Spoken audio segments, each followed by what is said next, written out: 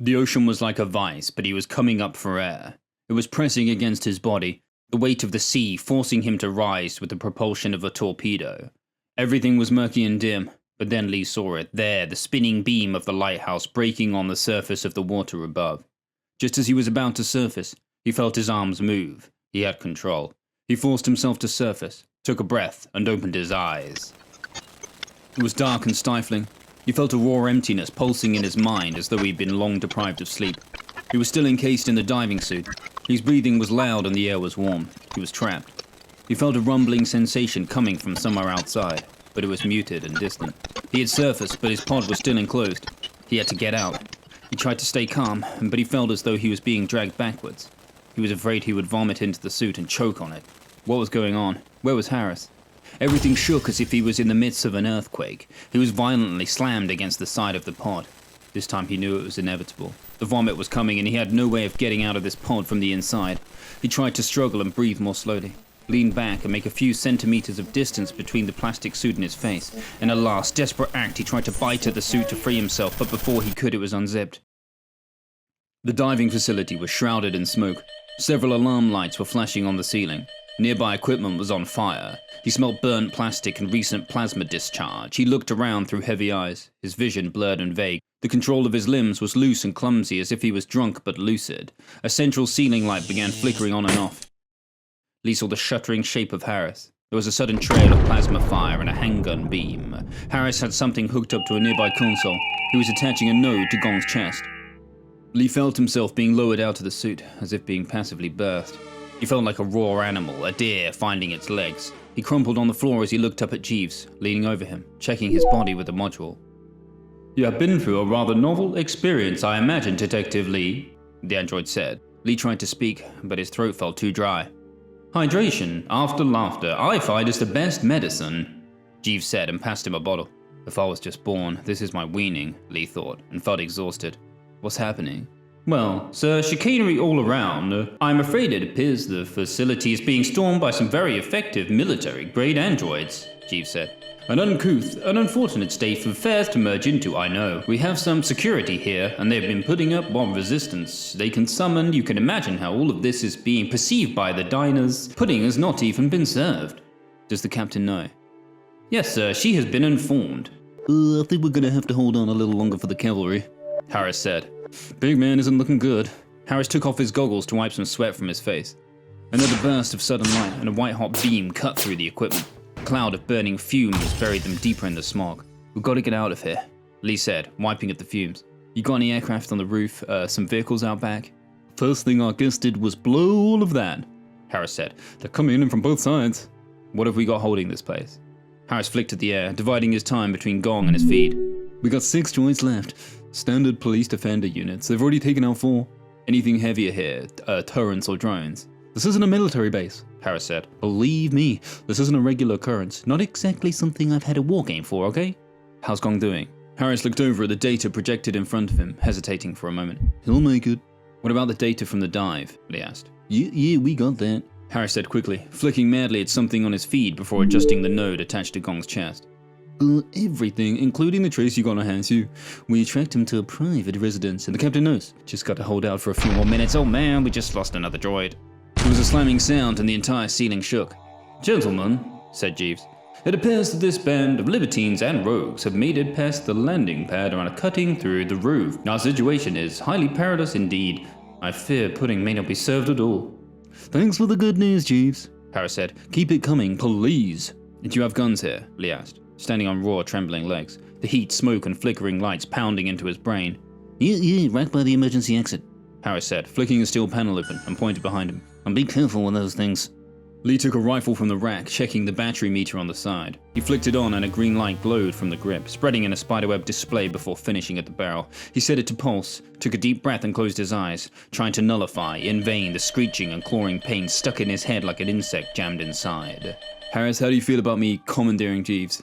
Well, what do you mean? I'm gonna use him as a shield. Yeah, I'm very fond of that unit, programmed its personality myself. You think it's gonna save us? I don't know, Lee said, but I can't nothing else.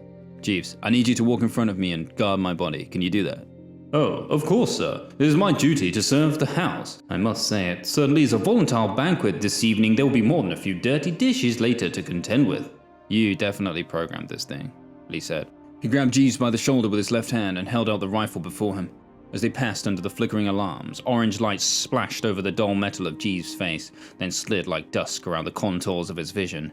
Flaming machinery and a pile of debris blocked the staircase. Lee kept close behind Jeeves. From several floors above, with a sound like a car crash, the hexagonal door to the landing pad fell inwards and crushed one of their police androids. There was an explosion of light and color. Beams and trails of hot plasma erupted like a supernova. Lee marched Jeeves quickly forwards, flicking his feed to infrared to see through the smoke and the chaos of the invading units. He didn't know if they were police androids or Ruby Sue's private bots. It didn't matter now, they just had to survive. He fired a few pulses of green and blue light, cutting through the ruin and the haze. One of the enemy androids slipping through the blast door was cut in half and fell through in melted pieces. A huge android followed it straight afterwards, the same kind that had been with Ruby Sue. The 2-meter-tall monster of steel and exoskeleton took the nearest police unit and crushed it like an empty can. Lee, just below it, began firing madly, feeling the rifle overheating in his hand. He kept his aim steady and got 3 or 4 beams into the android. Just as the last of the police units guarding the door fell, Lee fired one perfect shot, straight to the head of the nearest military android. A shot was fired at him from somewhere in the smoke. He ducked as half of Jeeves' head was cut off. A call was coming in. Lee flicked at the air and dragged his feet to the side. It was the captain. He huddled down behind what was left of Jeeves and flicked on his feed. What's going on in there? The captain asked sharply, trying to control her voice. Private military units, Lee said, realizing how out of breath he was. Another blast roared past him, crouched down and covered himself as much as he could. There's military bots at the police diving facility. That's right. Same ones Ruby Sue had at my apartment. Seems she has a problem with jurisdiction. Even for her, this is something, the captain said. Lee heard the anger shaking in her voice. Gong's down, Lee said. And there's more hostile units coming in below, where he and Harris are. I can't hold them, we aren't going to last much longer. It's all right, the captain said. I'm taking control. Lee heard a blast and looked up as the military android on the landing above him shattered into pieces. He felt the waves of heat and light like a sudden ignition thrust over him. His ears began ringing. He was choking, breathing in smoke, feeling crushed by the weight of Jeeves. He heard the clunking footsteps of a police destroyer unit and looked up at the glowing edge of its rifle, leaking iridescent waves of energy. After it blasted apart the last of the military androids, it swiveled to attention and aimed its plasma weapon back up towards the roof, guarding the entrance. The captain stepped out from behind it, dressed in full uniform, her hair tied back. She was calm and composed. She came quickly down the stairs and put out her hand. Harris told me you got the trace on Henshu, and evidence of illegal activity in the Glade. As soon as we get all the data formalized, I'm taking it downtown. If things are quiet, we'll get the arrest warrants for Ruby and Henshu within an hour. If we move fast, we can bring this to the commissioner before the lieutenant even knows what's going on. I've already requested to have every one of Shu's corporations and residences searched. You did good, detective. We could be smashing in Ruby Shu's pod before dawn. That's good, Lee said quietly. I'm very tired, Captain. The captain laughed. I'm sure you are, detective. She helped him down the stairs. They saw Harris, sitting back, looking as though he'd been partly melted by sweat.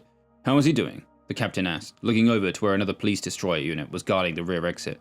Big man will make it, I do believe, Harris said. Don't think he's going to be having so much fun at my expense after this, though. Don't count on it, Specs. Gong wheezed, then coughed hard.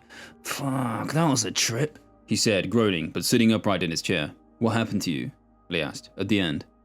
I don't even know, shit. Felt like something had me. It was her, wasn't it, Ruby Sue? Had to be. Yeah, we're at that freaky fucking temple and I felt like my soul was being sucked out of my head or something, eh? I was in that staircase and those kids from the Children of You had me. And then she started feeding on me, on myself. That's what it felt like, but shit, then everything seemed to change and I was just leaving myself and everything started going backwards and then I was being filled up again like a cup. Like my life was being tipped back inside me or something then. And she was walking backwards away from me and everything started going backwards, reversing and then I was looking up at this ugly bastard. Gong said and gave Harris a wink. Sit on my ass, Harris replied. What? Sit on my ass. Do you mean sit on my dick? You sit on your ass. That's enough, the captain said, trying to hide a smile. I'm not ugly, Harris said sincerely. I'm the most handsome technician in this facility. We had a vote on it last year.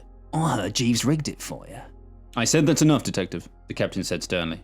Time started going backwards, Lee said quietly, the memories coming back in a flashing sequence. Harris, you got a message to me again, didn't you? You knew the chronosine was about to peak. Yeah.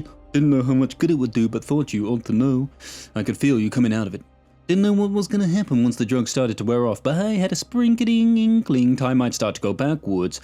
Think I might have accidentally messed with the Glade in some very permanent way. All that matters is we got the trace, and you two can vouch that Han and Ruby Shu were into something illegal down there, the captain said. I already sent everything downtown. I have 2 sergeants I trust compiling it, readying it for the prosecution service. We're going to finish this thing, detectives. Clear up this whole damn mess. There was a depleting whine as the electricity cut out. All of the flashing alarms in the ceiling went dark. The rumble of a generator shook the facility. The police destroyer units powered down, the glowing barrels of their shoulders sinking forwards.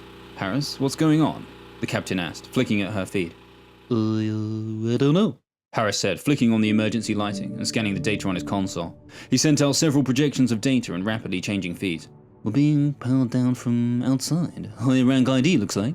There's no way Ruby Shu could hack this facility, the captain said. Surely not. The main ceiling lights began flickering, then came back on. They heard the sound of the exit door behind them rising. Coming through the smoke appeared the tall, stooped silhouette of the lieutenant in his leather trench coat. His eyes were like giant pools of darkened glass, reflecting the fires still burning. The nearest destroyer unit suddenly powered back up and stepped in line behind him, its glowing rifle barrel now trained on the captain. What do you think you're doing? The captain asked, flicking at her feed. You know all of this is being shared live at the precinct. Oh, I know, the lieutenant said. I just came from there. Our technician traced Ruby and Han Shu to their place of residence in direct connection with my case, the captain said. You can't worm your way out of this one. We're going to peel back every one of Ruby Shu's holding companies and see what they've been hiding. The towering form of the lieutenant, his face pale and gaunt, looked at each of them in turn, his expression hidden behind his augmented eyes. They say conspiracies are the last refuge of a scoundrel, Captain Wren, and I took you to be a woman of higher quality. He leaned down and swept his eyes across the room. All I see are 3 disgraced officers, one of them aiding an illegal dive, one insane and the other corrupt, caught using high-level VR equipment, with the aid of a technician, who not only just sank his career but is looking at jail time. You were the brightest star in the academy, Harris. I always thought you were one to watch, but it seems, unfortunately, that you are already at the sunset of your career. I was just doing my job, Harris said, looking down. Captain is my line officer. She said we had enough evidence. I just did what I was told. Save it for the inquest, the lieutenant said. He turned to Li and Gong. Your badges have already been decommissioned. Now I want your guns. You know what? Why don't you come and take it? Gong said. You fucking weasel. You think I'm bent? Wait till we go through Ruby Shu's holding companies and see what back channel you and some of the brass have been tapping. Internal affairs are gonna eat your fucking soul. For a man of your ill health, you certainly do seem to have a death wish, Detective Gong. I would imagine due to your failing body and lifestyle, you might only have a few more years to live. Prison can be especially hard on police officers. I have a terrible feeling you won't last more than a few months. Nah, we got ya, Gong said. Got this whole thing downtown already. You could waste everyone in this room and it wouldn't clear. Your case file is currently being held at my precinct under the charge of impeachable sergeants, whose careers I hold in my hand, and the position of captain and lead detective have just been freed up. I'm not giving you my gun, the captain said. I'll answer to the commissioner in person, downtown. Very well, the lieutenant said. Have former Detective Lee taken to the city hospital for the criminally insane until he can be properly diagnosed, he said to the destroyer unit behind him. Lee felt his stomach drop. The feed on his contacts was blocked. For your own sanity and safety, you will be unable to interact with regular city infrastructure for some time, the lieutenant said. Who knows what shadows of our former detective can pry from the failing membrane of his shattered mind, he said, stepping closer to Lee. Did you dance in Pandemonium, Detective? The lieutenant asked. Yeah, and burned it down, Lee said. The destroyer unit took Lee's arms behind his back. My feed is, the captain said. Are you hacking my feed, Lieutenant? I fear that everyone except myself and Detective Lee died in the fire, the lieutenant said. Soon after I tried to salvage the situation, Detective Lee used a high-energy plasma weapon to destroy the facility. He believed it was creating an artificial reality from which he could not escape. The lieutenant turned to the other destroyer unit.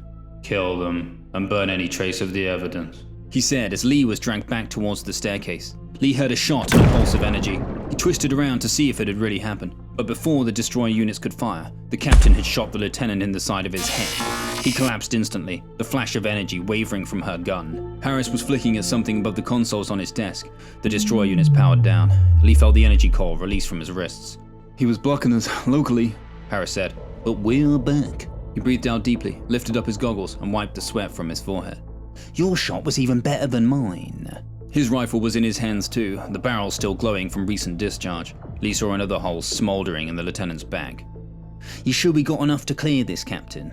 I ain't never killed a cop before, Gong said. He wasn't a cop, the captain said. Not anymore.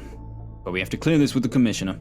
Harris, can you get something of a feed in here? We need primary evidence of the lieutenant's last words, everything from the last hour. I can rustle something up, Harris said. Good, because the detectives and I are going to see Ruby and Han Shu.